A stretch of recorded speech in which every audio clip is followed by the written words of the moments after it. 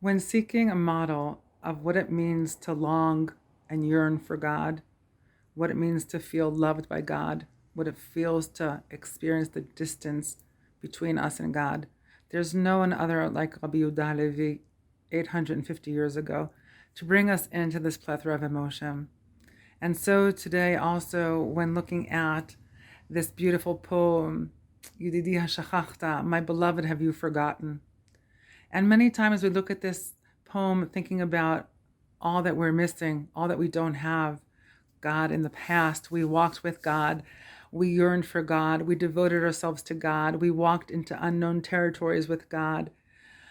And now it feels as if God is not with us, God has forsaken us, God doesn't remember. Doesn't God remember how we were and who we were and what this relationship was about? So I want to suggest maybe perhaps a different way of looking at this poem today, right now.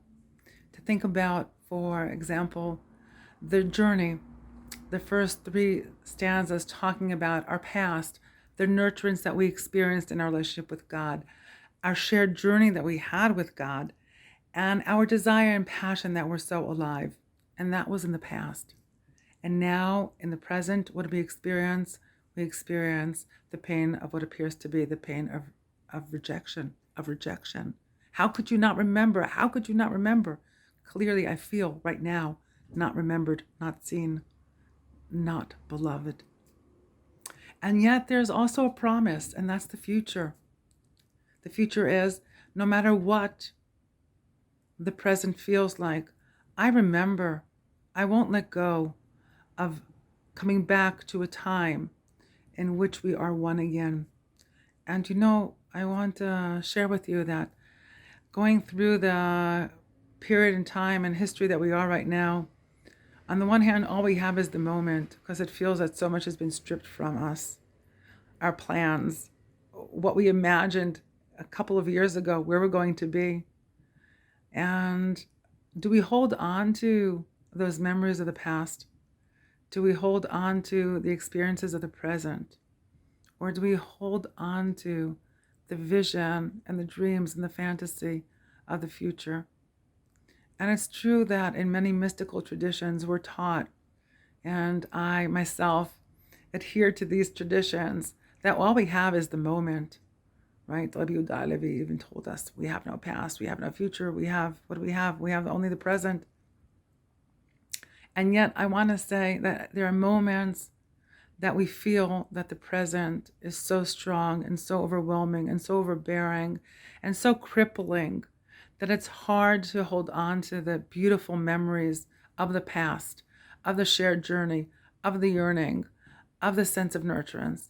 It's hard to even foresee the future of what it means to be held and walk together again, and knowing that there is the one and only, because the future in some way seems so far away from our present. And maybe that's what mourning can feel like at times, and that's what being denied of our vision also at times. So I want to say, versus our mystical traditions that tell us that all we have is really only the future, is really only the present, because we don't have a future and we don't have a past. I actually want to ask of us, I know that in the face of COVID and Corona, sometimes it feels that we only have the present moment, but I want to ask us to hold on to Rabbi Yehuda Halevy, and in that way to hold on to all the gifts of the past, to hold on to the vision and the love and the yearning of the future, and to know that's true, that the present is only a fleeting moment. And when we sometimes get stuck in the present and lose our most benevolent memories of the past, and lose, God forbid, our yearning and devotion and clarity of intimacy of the future, that is sometimes the most painful moment of all. Sometimes actually that present moment. I pray that we don't let go of the past. We continue to hold on to the future. And we know that truly the present is only a fleeting moment.